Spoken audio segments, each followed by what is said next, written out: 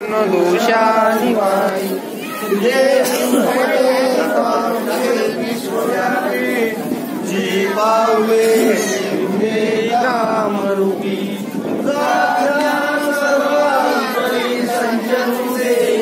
तुला सत्यानंद लोकी वरुदे हरे नाम निष्कामनी राम सेवा करू सर्व भावे करू सर्व काम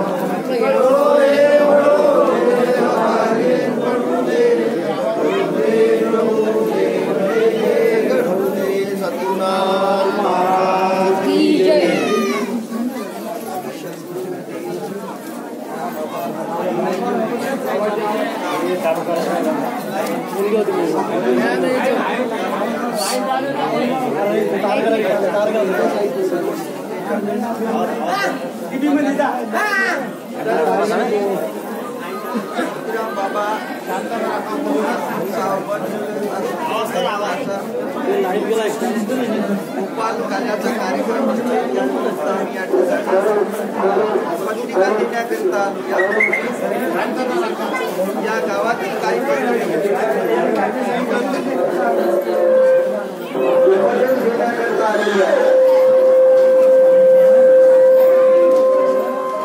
अनुग्रह घेण्याकरिता आले त्यांच्या सहकार्याने आज या ठिकाणी आलो. रात्रीला मुलगा विसर्जा होता. 10-15 गावावर उठून तुमच्या या गावापासून सांगून गाव किना आहे. रात्रीला अकोल्याला मुक्काम राहील. तर मंडळी आता जो हा घडून आला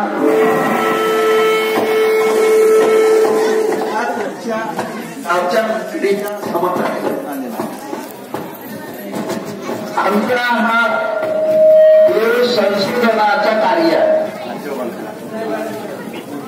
ज्ञानेश्वर तुकोबाराया तुकडोजी महाराज हे असे महान संत होऊन गेले. या संत महात्म्यांनी तुम्ही देव कोणाला म्हणाल, देव कोणाशी म्हणावे आणि त्याची कैसे जाणावे असे वचन लिहून ठेवले, अशी वाणी लिहून ठेवली. तर ते म्हणतात का देव हा तुमच्या जवळच आहे, पण त्याला तुम्ही जाणाल कसे किंवा त्याला ओळखाल कसे. तर सद्गुरू शिवाय त्याला ओळखता येणार नाही. म्हणून गुरु करा हा शब्द ठेवला. गुरुला जाऊन विचारा, गुरु तुम्हाला सांगतील. धन्य धन्य सद्गुरू राव देवी दाखविला देव. तर देव तुझ्या जवळ आहे. तुझ्या जवळ आहे म्हणजे तू कोण्या ठिकाणी आहेस प्रश्न असा तयार होते. तू कोण्या ठिकाणी आहेस. तर तुम्हाला ठिकाणच माहित नसतं. तुम्हाला ठिकाणच माहित नसेल तुम्ही कोण आहात म्हणून. मी कोण, कोणते माझे ठिकाण. तुम्ही कोण आहात आणि तुमचा ठिकाण कोणता. तुमचा ठिकाण भेटला म्हणजे तुम्हाला देव भेटला. उत्तर असं आहे, तुमचा ठिकाण भेटला म्हणजे तुम्हाला देव भेटला. बरं, एक विचार करा का आपण जिवंत राहून आहोत. देव आहे म्हणून आपण जिवंत आहोत. देवच नाही तर आपण जिवंत नाही. ही साधा प्रश्न आहे. का ज्याच्याद्वारे आपण बोलतो, चालतो, खेळतो, हिंडतो, फिरतो, सर्व कार्य करतो, ज्या दिवशी तो या देहातून निघून जाईल त्या दिवशी या देहाची कथा काय होईल. शेवटी मशान खतीशिवाय दुसरा काही त्याला उपाय राहिला नाही. त्याचं नाव आहे देव ना. तो जाणावचा आहे म्हणजे त्याला पाहावाचा आहे. पहा पहा डोळे भरी असं शब्द ठेवलेला आहे. तर त्याला ओळखल्याशिवाय नाही. आणि हा ज्ञान फक्त गुरु तुम्हाला करून देतील. त्याला ज्ञान मार्ग म्हणून नाव ठेवलं आहे. हा ज्ञान मार्ग ज्ञानेश्वराला निवृत्तीनाथांना तुकोबारायाला बाबाजी नावाच्या गुरुजीने हा समजावून दिला. तुका म्हणे ऐसे बाबाजीने केली. म्हणजे हा ज्ञान गुरु करून हा ज्ञान गुरुकडूनच मात्र समजतो, त्याला ओळखता येते. ज्ञान म्हणजे ओळखणे. देवाची ओळखी गुरुकडून केल्या जाते. देव तुमच्या जवळ आहे, देव तुमच्या जवळ आहे. देव जवळी अंतरी नाही जन्म भरी, भाग्य आले संत जन. भाग्याने संत भेटले आणि झाले देवाचे दर्शन म्हणजे भेट, देवाची भेट. तर देव कसा आहे, कोठे आहे, हे गुरु तुम्हाला सगळ्या गोष्टी समजावून देतील, तेव्हा कळतील. मग तुम्ही मग त्या देवाची भक्ती करा. मग भक्ती करता येते, मग साधना. आता जन्म घेण्याचा तेवढाच उपयोग आहे, कोणता? देवाची ओळखी करून जाणे. देव ओळखी केल्याशिवाय कोणीही मरू नये. पहिली गोष्ट असं आहे, मरावचं आहे, कोणालाही मरावं लागेल, मरावसाठी देह जन्माला आला. देवाची ओळखी करून मेल्या तर तुमच्या जन्माचा सार्थक झाला. जन्म आल्याची सार्थक विठ्ठलची एक देखलिया. एवढा मोठा लाभ तुम्हाला या प्रपंचामध्ये आहे. तुका म्हणे आम्हा थोर लाभ झाला. कोणता? देवाच्या ओळखीचा फार मोठा लाभ झाला. तर देवाची ओळखी करून गेला पाहिजे. मनुष्य देव त्याच्यासाठीच आहे. निज प्राप्ती लागी देवे दिदली मनुष्य येऊनी. देवाचा विश्वास बुडवली निज पतन पावती. निज पतन म्हणजे नरकवासात जातात देवाचा अविश्वास करून. तर तसं न करता साधू संत लोक भागवत, कथा, कीर्तन, प्रवचन यांच्याद्वारे लोकांना काय सांगतात का देवाची ओळखी करून घ्या, देवाची ओळखी करून घ्या, देवाची ओळखी करून घ्या. म्हणून संत बोलतोची देवाचा स्वतः देव कोणाला म्हणावा हा प्रश्न तुमच्या समोर ठेवला आहे. देव कोणा? कारण ज्या अर्थी नाव आहे, ज्या अर्थी नाव आहे त्या अर्थी त्या नावाची कोणती तरी वस्तू असल्या पाहिजे. कारण या जगामध्ये अशी एकही वस्तू नाही का त्या वस्तूचा नाव ठेवण्यात आलेला नाही. जुन्या लोकांनी सगळ्या आजपर्यंत कोणी जन्माला आला का त्याला नाव ठेवण्याची रीत आहेच.